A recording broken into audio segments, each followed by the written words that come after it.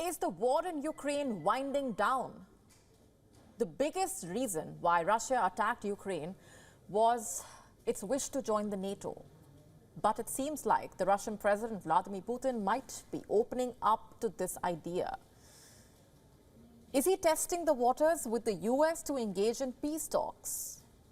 Now, reports say the Russian president is sending indirect signals that he is open to coming to the talking table.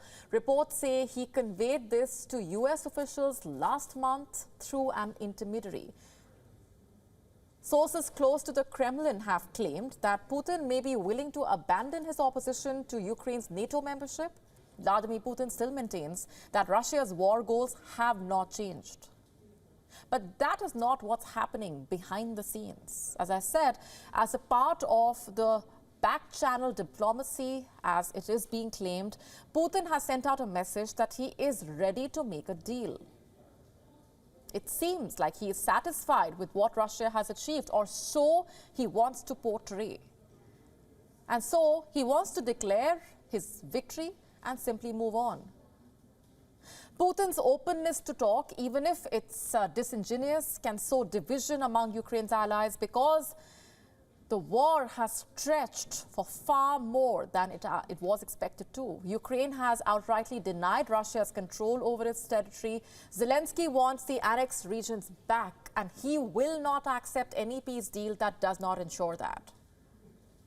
The US, meanwhile, is banking on Ukraine to decide when to negotiate and how. The question is, for how long will the US keep up this support? It already has run out of aid and ammunition to send. How long before it runs out of patience as well? Russia, on the other hand, has shifted its economy to a war footing. It has supplies of weapons lined up from Iran and North Korea. Ukraine's hopes of pushing Russian troops back seem to be fading. It has abandoned hopes of a swift victory and is bracing up for a drawn-out war. How so? By defending what Ukraine has left. The country has little choice after its counteroffensive failed. Kiev has acknowledged this reality.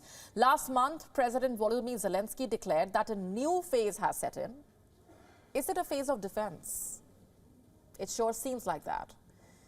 You see, after his troops failed to recapture land in southern Ukraine, Zelensky ordered the army to build new fortifications along the key segments of its front line. And this signals a major shift from an offensive to a defensive posture. Kiev plans to focus on defending and rebuilding what it has instead of trying to retake what it lost. And this might give Ukraine and its allies time to build up their industrial base, train reserves, increase manpower and boost artillery production capacity, and if things go as planned, to resume an offensive campaign in 2025.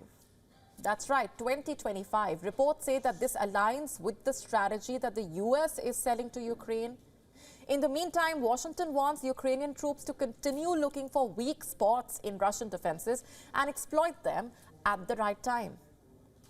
But will it come down to that? Could the war spill into the next year? Through the back channels, the Russian president seems to be hinting at peace talks, but will that actually happen? WION now available in your country. Download the app now. Get all the updates on the move.